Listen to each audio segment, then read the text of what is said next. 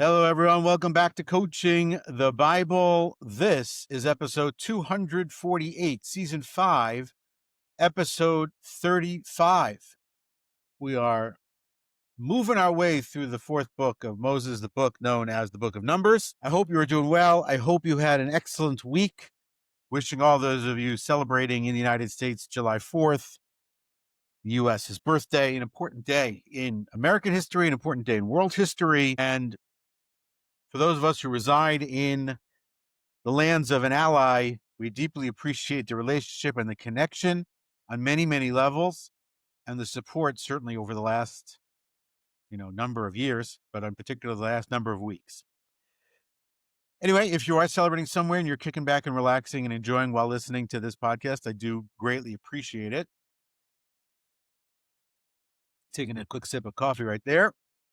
And let's dive in. This week's topic is on when the role was right until it wasn't. On when the role was right until it wasn't. We're speaking about the story here this week of Moses hitting the rock.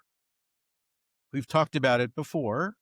We'll probably talk about it again because it is such a monumental moment in the Bible story, and I would call it the tectonic plates that move because of the fact that this event happens are enormous. Absolutely enormous. At least it appears to be that they're enormous. So let's dive in on when the role was right until it wasn't. So what do? You're the leader, company, business, community, household, whatever it is, when the thing that once made you a great leader now is what's holding you back.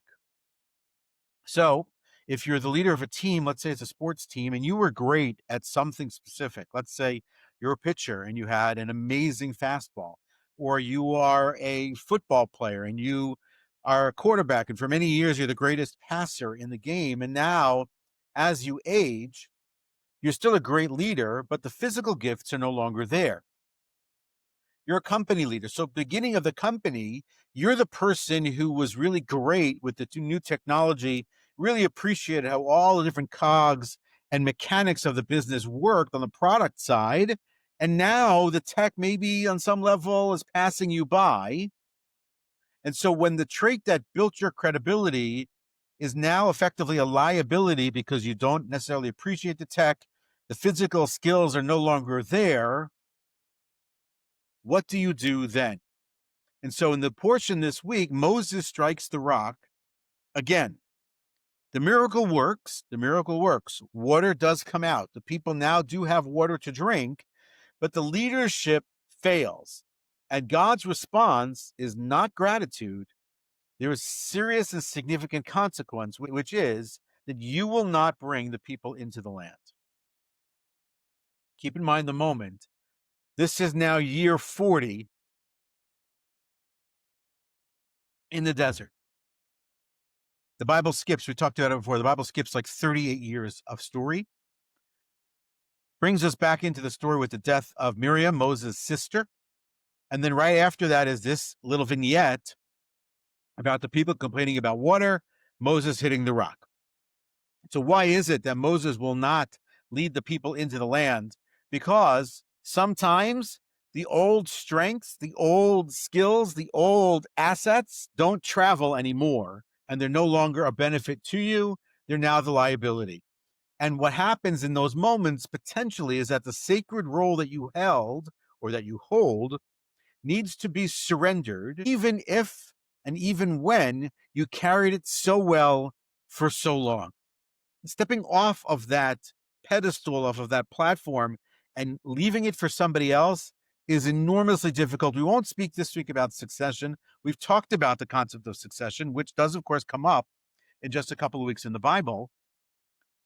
But normal, quote unquote, succession, where it's literally handed off from one person to the next out of the person's own volition, is very small in number. You don't get to see that very often. Too often, it's really the opposite. In many cases, in my experience in work, I was working with synagogues, and I was working with large synagogues, and they had senior rabbis who had been at it for decades. At a certain point, it's clear that they no longer can handle the role.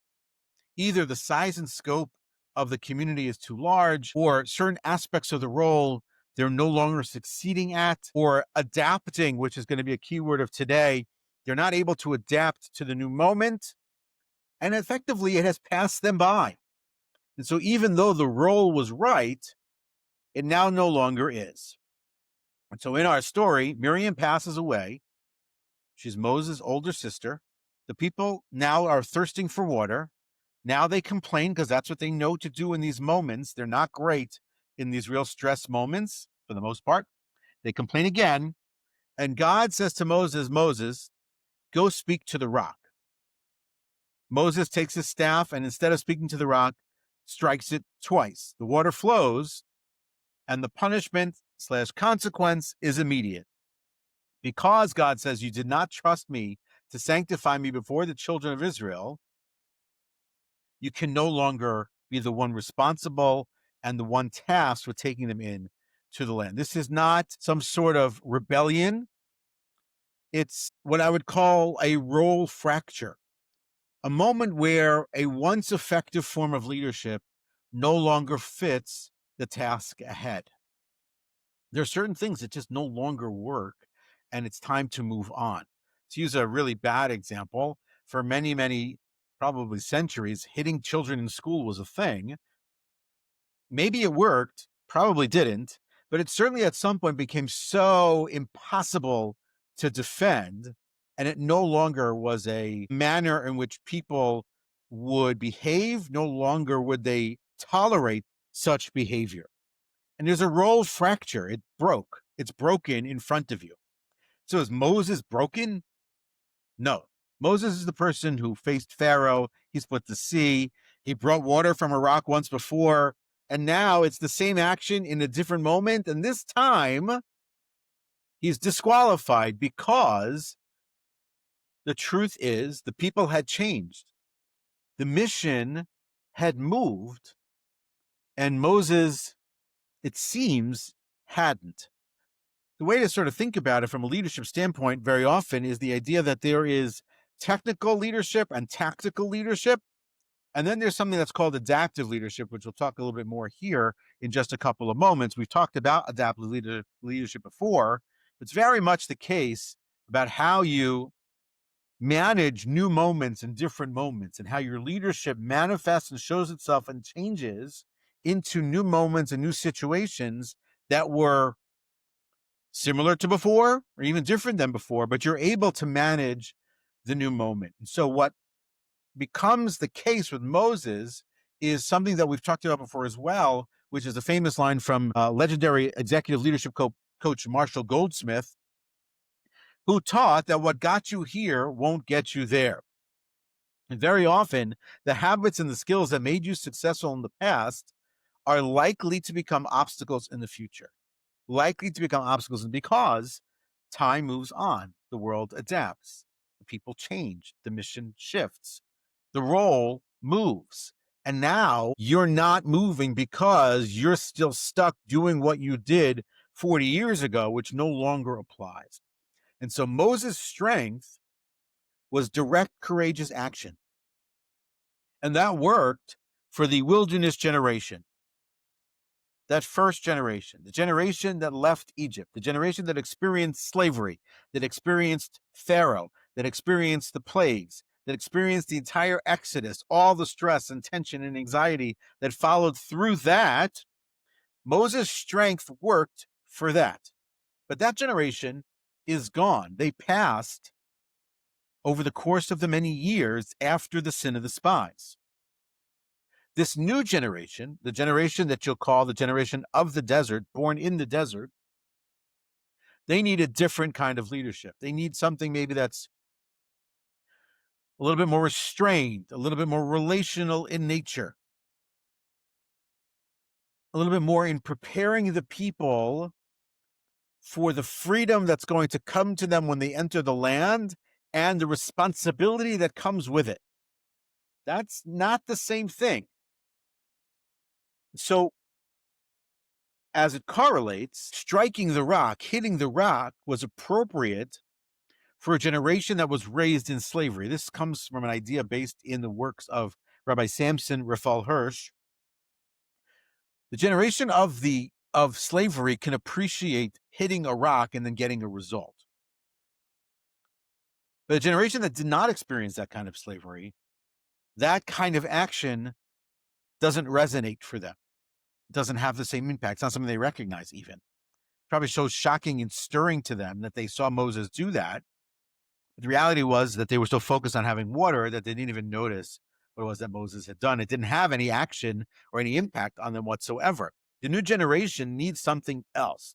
They need to be uplifted in a different manner. They need to be inspired or moved or shaken or stirred, whatever the term you're going to use, in a different way. And that, in this case, has to be through words. So before, where it was power, force, and command, now it has to be speech, faith, and responsibility. So Moses didn't fail in the execution because in the ultimate thing, he got to the goal and the result, which is the water, but he failed to notice perhaps that the people had evolved and he hadn't. And so he relied on a tactic that made sense and that worked 38 years ago, 39 years ago, which no longer works now. And so as a result of that tactical mistake, let's say, or adaptive mistake, Moses missed the opportunity to sanctify God's name. Moses' anger shows in the space of failure here. And he misunderstands perhaps the nature of the power that's necessary here, which is what you might call a soft power as opposed to a forceful power, which is ironic on some level because as they go into the land, they're going to use an enormous amount of power and strength and fighting when they actually have to. So it's interesting to note that in this specific moment, they needed soft power. Later on, they're going to need actual power. And so Moses effectively gets it wrong by misreading the moment. And the consequence, less a punishment, but a consequence, is that Moses can no longer be the person to take them into the land, which is obviously tragic on many levels. It's tragic for all the things that have happened until this point. It's certainly tragic in the sense that they get to the 40th year, they get to this point, and now it becomes clear that he can no longer be there for it. As we delve a little bit deeper into the psychological side of it, there's something that you might call role drift. Right? The role was what it was, and it starts to now seep or shift a little bit over the course of time. And the leader sees it one way, but the people slightly see it differently. And so this comes from, again, Ron Heifetz, who we've talked about before many times. The most common cause of failure, he says, in leadership is treating adaptive challenges with technical solutions, what we mentioned before. Moses struck the rock. That's a technical fix. But what the people needed was a new mindset, which is an adaptive kind of an approach to this moment. Adaptive leadership. And Adam Grant writes in his work on hidden potential, we punish people for repeating past behavior that once brought success without helping them adapt. So you think about it, you have a person who's really good at what they do. They've been at it for 15, 20 years even, let's say. And that worked. And now, as I mentioned earlier, perhaps the technology has shifted or the role needs to be viewed slightly differently. So they need to be viewed less of a tactician in a, tech way, but they need to step back and be more of a strategic or a person who was very much for many years lived inside the trenches and now is being pulled into a new role of management. And now they have to adapt. They have to change how they operate in those moments. That is not an easy thing to do. And very often we'll punish the person for not being able to do it, when the reality was they never learned how. The only thing they know how to do is what they did. And so that's where they go back to in those moments. That's what Adam Grant is speaking about. And so what you have then is the idea that Heifetz talks about, which is that people fail to adapt, not because they don't know what to do, but because they fear losing what they've built their identity around. So we have to appreciate that as much as the person even wants to do what they need to do, even knows how to do for this new moment, their identity is wrapped up in the other moments, the prior moments, in how they got here and what got them here. and not focused on the bigger picture, perhaps, on what will get them there. So to use the case of Moses, Moses' staff was a part of his identity. He used it on many occasions. It's an iconic item. So letting go of the staff, let's say, in that moment, means in some level letting go of himself or the self that he had always been until this moment. Just speaking to the rock is not the manner in which Moses operated prior. So we're asking him to do something different. And that different is vastly and widely different than what he was before. That's not an easy thing to do. And so the real parallels in the world is, as I said before, the founder CEO who's really good at the founding part, but not great at the scaling part, isn't great at leading teams, is really good at the tech, doesn't work, right? The leader doesn't shift. A coach in sports whose playbook no longer motivates or moves or inspires players for the modern day, they're simply playing a different kind of game. The parent who continues to treat the child like they're 12 years old and doesn't adapt for the new moment, the child being 17, 18, 21, whatever the case may be. And now the leader, quote unquote, in that case, the parent doesn't shift. That can really hurt the relationship. So the leadership has to evolve because the people change and the mission perhaps shifts. And what was good yesterday becomes now today's bottleneck. So here's a good example from sports, just because I use sports examples a lot, but I promise to bring a tech example in just a moment as well. Phil Jackson is a famous basketball coach. He coached the Chicago Bulls in the 90s to 6 championships. He then coached the Lakers for, I think, 5 more. And he's a legendary basketball coach. And he had a certain style of coaching his players, very much emphasizing mindfulness and a reduction of ego and focusing on the harmony of the team. And it worked brilliantly for the players on those teams. When he came back years later, not as the coach, but as the general manager and head of basketball for the New York Knicks, the team he played for many years before, and tried to apply the same principles, it just fell flat. One could say that the talent and skills of the team that was there in New York wasn't up to it. That is certainly true because that's probably been true for most of the last 20 plus years. At the same time, the game had changed. The context had shifted. The people had changed. The people available were not the same people that he had before. And so it was an abject disaster when that came about with the New York Knicks. Here's an example from tech. Satya Nadella took over Microsoft in 2014. He did not employ the same strategy that Steve Ballmer had used before him or that other leaders at the company used before him, which was very much a top-down style. He shifted the culture very much towards learning and adaptability and empathy. And he recalibrated and re-led the company into a new, vastly, even more, as even crazy to say, more successful era than before, and proved that leadership really isn't a fixed trait. It is effectively what we call a responsive art. So whereas Jackson taught a system that once worked perfectly, that is now, it seemed to be obsolete, Nadella showed that reinvention is possible if the leader evolves with the mission. And so we have to learn how to adapt into those spaces. It's not easy, and it very much requires that openness to the sense that I don't know everything. I'm not perfect. I want to and I can learn because I want to and I can be better. Those things are not easily said, but it's important to say that. So what's important then from a practical standpoint as the leader is to get into some very practical steps about how you do this better. Number one is to schedule the debrief, meaning don't wait for it to break down. Don't wait for it to get to the point where you're no longer able to fix what's necessary. Make the space to recalibrate after important transitions for yourself or important transitions in the team. So if it's the case of succession, when you're handing it off to somebody else, so set that in motion earlier on. It's always best in those cases to be the one to make that decision even if you don't want to make that decision. Then audit your default moves. Ask yourself, we all have these. What are the things that I do on autopilot? When I'm leading, what are the things that I do on autopilot?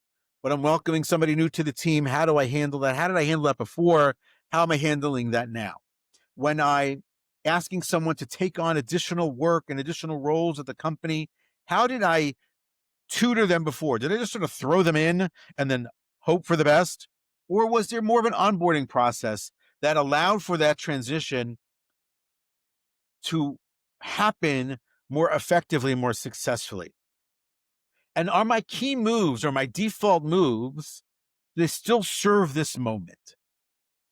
So if it was before where somebody joined the team and I took them out for coffee, or I met with them once a week for, or twice a week for the first 5 weeks to make sure that they were on track, great. Maybe that doesn't work anymore. Maybe I need an online onboarding system, or I need to hand that off to somebody who speaks their language and is 25 years younger than I am.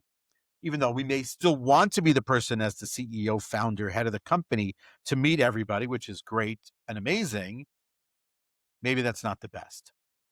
Number 3 is name the shift. When you were shifting, when we're changing, it's important to state it out loud. I used to be the one who did X. Now I need to become the person who does Y. So in my line of work, it could be, I used to be the one who did direct fundraising. Now I need to become the manager of the fundraising team. I used to be the one who played basketball. Now I need to become the coach who coaches basketball. I used to be the person who was the head, the marketing professional. Now I need to become the director of the marketing team. Those are not the same. And now I want to practice how I'm pivoting into this new role. Shift from the directing to listening, from controlling to empowering. I want to practice the pivot. What are the things I need to change to adapt into this moment, into this new role, to make it work for me now, whereas what worked for me before? And really important, honor the past, but don't become held down by it. The past, what you did, how you did it, when you did it in the past for all those years got you to where you are. It is foundational. It is fundamental. It is core to who you are. But it shouldn't be a limit. It shouldn't be the bottleneck. So honor it for what it was and now say, I'm moving past that. I'm moving beyond it. I need to employ a new set of skills. Maybe I need help to be able to do that. Maybe it's a coaching thing, and now I need to bring somebody on to help me to think about all the things that I need to do differently and adapting to this new role, because what was no longer is, and I have to be. I need to stay in. I need to be there. I need to stick around. Whether I need the job or I need to lead, or it's my company, or I own it, or I'm responsible, or I want to be held accountable, whatever the case may be. And so, leader, ask yourself the following few questions as well. Where in your leadership are you still using outdated tools? Such a crucial question. Trust me when I tell you, even if you think it's working, it's not. How has your team or your world changed in ways you haven't yet acknowledged? Maybe that's technology. Maybe that's interrelational. Maybe it's a manner of speaking, how you talk to people, how you interact with people. What role are you still clinging to because it once made you great? So something that everybody knows you for, that got you to where you are, and you're holding on to it, and you're swatting down the flies around it because it was meaningful to you for so many years, and it's so perhaps part of your identity that you cannot let it go, and you can't then level up to where you need to be or want to be or should be, and you're clinging to it. What is that thing? What's that role? Name it. And then what new postures or tones or skills or voices or words does the new moment require of you? To effectively think about it in the context of Moses, what would it look like to speak to the rock rather than to strike and hit the rock? To close it out, appreciate the following. Times change, teams grow, missions evolve, It's a sign of success. And leadership that lasts is the leadership that adapts to the new moment. And so what made you powerful may no longer make you right for the position. And to finish out with a quote, as we always do, from Peter Drucker, the greatest danger in times of turbulence is not the turbulence. It is to act with yesterday's logic. And Moses, the greatest leader of his generation and any generation, reminds us, even sacred strength, even being the most important, most powerful leader in the history of the world, that role must sometimes be surrendered because something greater has to begin. That is Coaching the Bible for this week. As always, wish you a glorious, wonderful, and incredibly happy celebratory weekend. If you're celebrating, as I mentioned before, look forward, as always, to seeing you next week here on Coaching the Bible.